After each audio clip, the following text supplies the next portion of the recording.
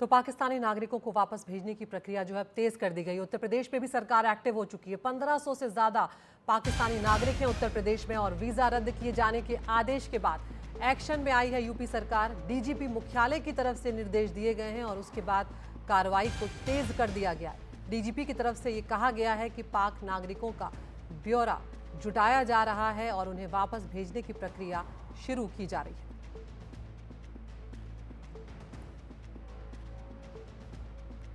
और इस खबर पर हमारे साथ हमारे तमाम सहयोगी जो हैं वो जुड़ने जा रहे हैं अलग अलग राज्यों से। हमारे साथ बिहार पटना से प्रभाकर कुमार हैं, हमारे साथ महाराष्ट्र के मुंबई से सौरभ गुप्ता हैं, राजस्थान में जयपुर से सुशांत पारिक हैं और पंजाब में अमृतसर से गुरप्रीत सिंह छीना है हमारे साथ। प्रभाकर, सबसे पहले अगर आपके पास आना चाहूँ, क्या कुछ यहाँ पर किया जा रहा है? क्योंकि उत्तर प्रदेश में कवायद तेज हो गई है, हमने देखा यहाँ पर। पटना से क्या कुछ खबर, बिहार से क्या खबर? जी बिल्कुल, बिहार में भी जो है इस पर ज़मीन पे गतिविधि जो है तेज हो गई है। गृह मंत्री अमित शाह ने सभी राज्यों के मुख्यमंत्री से बातचीत की और बिहार के मुख्यमंत्री से भी उन्होंने बातचीत की है। और उसके बाद बिहार में जो डीजीपी के लेवल पे लगातार एक हाई लेवल मीटिंग सुबह की गई, जिसमें सभी जिले के एसपी को निर्देश दिया गया है कि जो भी पाकिस्तानी वीज़ा पर हैं उनको पहले विजिट कीजिए आप। एक सूची भी जारी की गई है। पटना जिले की अगर मैं बात करूँ तो 24 पाकिस्तानी नागरिक जो हैं वो यहाँ पे हैं। और आश्चर्य इसमें यह है कि 24 के 24 जो है वो महिलाएं हैं। वो पाकिस्तानी नागरिक हैं, कुछ लॉन्ग टर्म वीज़ा पे हैं, कुछ शॉर्ट टर्म वीज़ा पे हैं, लेकिन 24 के 24 जो महिलाएं हैं वो पटना में चिन्हित की गई हैं। जो लोकल थाने हैं उन्हें निर्देश दिया गया है कि उनके पास जाएं, उन्हें विजिट करें, उन्हें स्पॉट करके रख लें। बाकी वो आगे के निर्देश का इंतज़ार कर रहे हैं। आगे जैसे ही दिल्ली से या गृह मंत्रालय से जो निर्देश आएगा उसके बाद उस पर कार्रवाई की जाएगी। जैसा मैंने आपको बताया कि पटना जिले में 24 पाकिस्तानी नागरिक चिन्हित किया गया, वैसे ही बाकी जिलों में भी सभी एसपीज़ ने अपने अपने थानों को निर्देश दिया है। और जितने उनके पास जो डेटा है उसके हिसाब से जो भी पाकिस्तानी नागरिक वहाँ हैं उन्हें जाके लोकल थाना जो है उनको विजिट कर रहा है। अभी उनको बोल रहा है कि आप अपने सामान की पैकिंग कर लीजिए, स्टैंड बाई पे आप हो जाइए, आपको किसी भी समय हम यहाँ से जाने के लिए बोल सकते हैं, क्योंकि हम खुद भी आगे के निर्देश का इंतज़ार कर रहे हैं। तो आगे फिर जैसा निर्देश होगा, क्योंकि अभी भी कुछ ग्रे एरियाज़ हैं जिस पे पुलिस को क्लैरिटी नहीं है कि अगर वो कुछ ऐसे भी नागरिक हैं जो लॉन्ग टर्म वीज़ा पे हैं, कुछ ऐसे हैं जो मेडिकल वीज़ा पे आए हुए हैं, कुछ लोग ऐसे हैं जिन्होंने पाकिस्तानी पासपोर्ट सरेंडर कर दिया है और उनको इंडियन पासपोर्ट नहीं मिला है।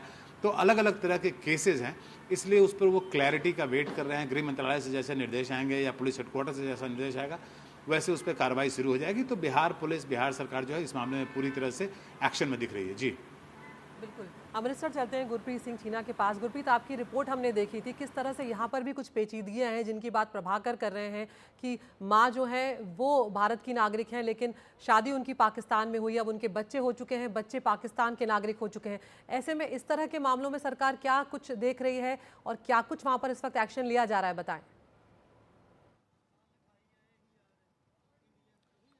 देखिए, जैसे कि प्रक्रिया यहाँ पे लगातार चल रही है। हम अटारी बॉर्डर पे हैं, अटारी वाघा बॉर्डर पे हैं और सुबह के लगातार देख रहे हैं कि सरकार के, भारत सरकार के स्टैंड के बाद लगातार जितने भी पाकिस्तान नेशनल है वो यहाँ पे पहुँचे हुए हैं। कुछ लोग थे जिनके पास इंडियन पासपोर्ट है, जिनकी शादी हुई थी पाकिस्तान में, उन केसेस को अभी लगातार प्रिव्यू किया जा रहा है। अगर कुल मिला के बात करें तो गृह मंत्री के बयान के बाद लगातार जो स्टेट है, जितने भी वहाँ पे ज़िले हैं, डिप्टी कमिश्नर है, उनको हदायतें दी गई है मुख्यमंत्री पंजाब के द्वारा भी कि जितने भी उनके ज़िले में, डिस्ट्रिक्ट में जितने पाकिस्तानी हैं उनकी डिटेल ली जाए और उनको कहीं ना कहीं गृह मंत्री के बयान के बाद जैसी भी कार्रवाई हो वो करनी चाहिए। वहीं अगर हरियाणा की बात करें तो हरियाणा में भी मुख्यमंत्री जो हरियाणा के हैं नैब सिंह सैनी, उन्होंने भी एक मीटिंग कॉल किया है। जितने भी उच्च अधिकारी हैं उन सबको बुलाया है, क्योंकि जो लोकल जो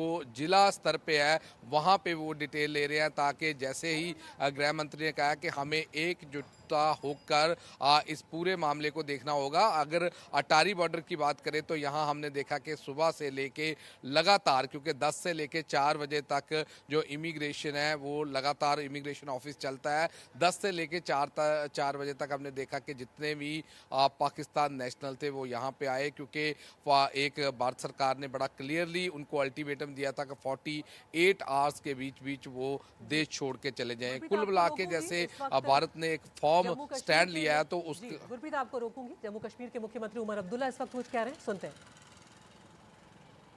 और कोई हो उनकी सुरक्षा के लिए, उनकी सिक्योरिटी और सेफ्टी के लिए वो कदम और इक़दाम उठाए जाएंगे। होम मिनिस्ट्री की तरफ से एक एडवाइजरी जारी किया जाएगा और होम मिनिस्टर साहब ने खुद कुछ चीफ मिनिस्टरों के साथ इसके बारे में बात की। इससे पहले कल मैंने खुद कुछ अपने काउंटर पार्ट चीफ मिनिस्टर से इस मुतल्लिक बात की है और जहाँ जहाँ इस तरह की खबरें आ रही हैं उनके वहाँ पे जो है कुछ ठोस कदम और कॉन्क्रीट स्टेप्स जो हैं वो लिए जा रहे हैं। यहाँ से भी जो ऑनरेबल मिनिस्टर्स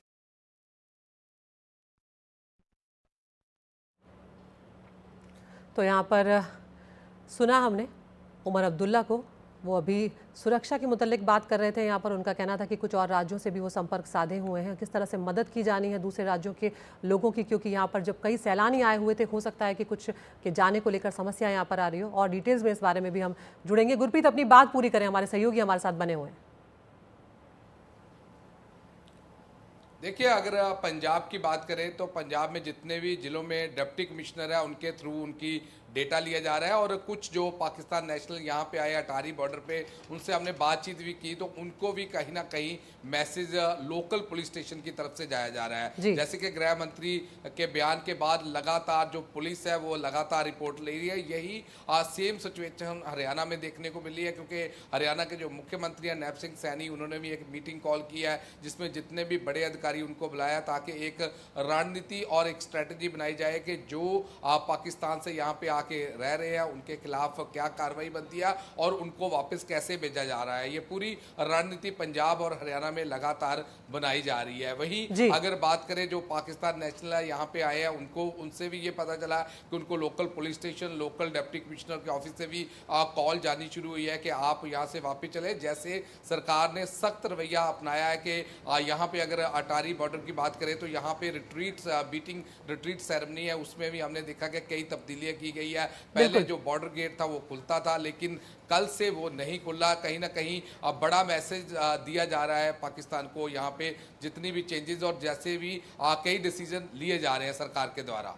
जी बिल्कुल, गुरप्रीत आप बने रहिए हमारे साथ। तो जिस तरह से गुरप्रीत बता रहे हैं बीटिंग रिट्रीट जो कार्यक्रम होता है वाघा बॉर्डर पर, वहाँ पर अब दोनों देश के जो सैनिक हैं वो हाथ नहीं मिलाएंगे और साथ ही जो गेट होते हैं बॉर्डर पर वो भी अब नहीं खोले जाएंगे। सुशांत पारिक के पास चलते हैं जयपुर में।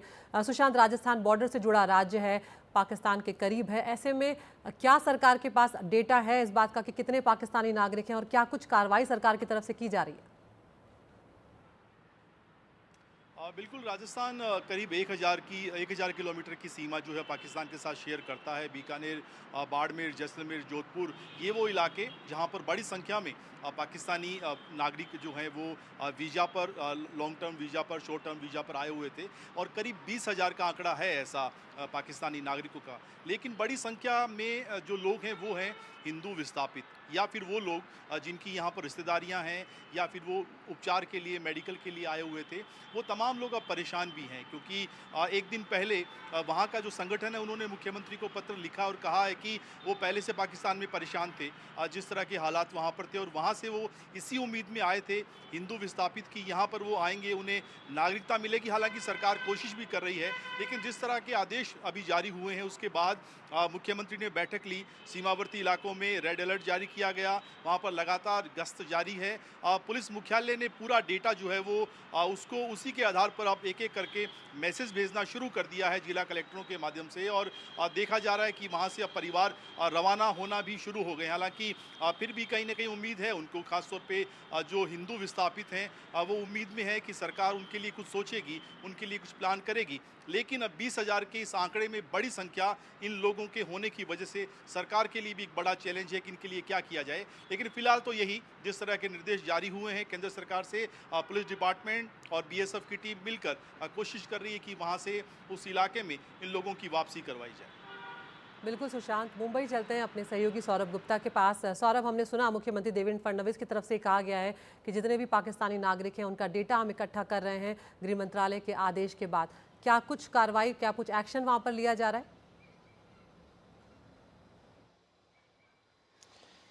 देखिए, मुंबई में कई सारे जो पाकिस्तानी नागरिक हैं, कुछ लोग काम की वजह से भी आए हैं और जो सख्त रवैया केंद्र सरकार ने लिए हैं उसको लेकर महाराष्ट्र के मुख्यमंत्री देवेंद्र फडणवीस ने कहा है कि देखिए किसी के साथ कोई सिंपैथी की बात नहीं आती है यहाँ पे, क्योंकि जिस तरीके से बेरहमी से पर्यटकों को मारा गया है उसके बाद केंद्र सरकार जो कदम उठा रहे हैं उसके साथ महाराष्ट्र की सरकार एकजुट होकर काम कर रहे हैं और जो भी आदेश दिए गए हैं गृह मंत्रालय से उस आदेश को पूरी करने के लिए जो भी आधिकारिक स्तर पर जो कार्रवाई करनी होगी वो महाराष्ट्र में भी हो रहे हैं।